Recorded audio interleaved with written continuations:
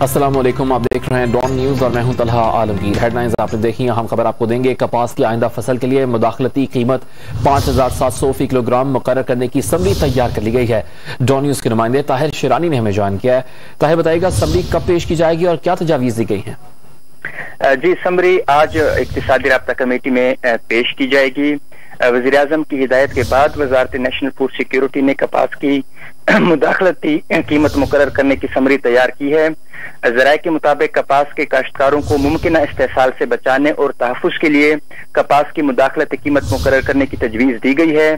साल 2022-23 की फसल के लिए कपास की मुदाखलती कीमत 5700 रुपए फी 40 किलोग्राम मुकर्रर करने और मुदाखलती कीमत के तहत कपास की 20 लाख गांठें खरीदने का हदफ तजवीज़ किया गया है।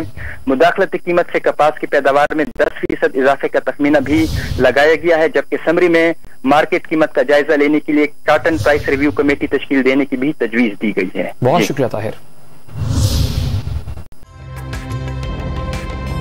ताज़ा तरीन वीडियोस के लिए हमारा YouTube चैनल सब्सक्राइब करके बेल आइकन प्रेस करिए ताकि आपको मिले हर अपडेट सबसे पहले।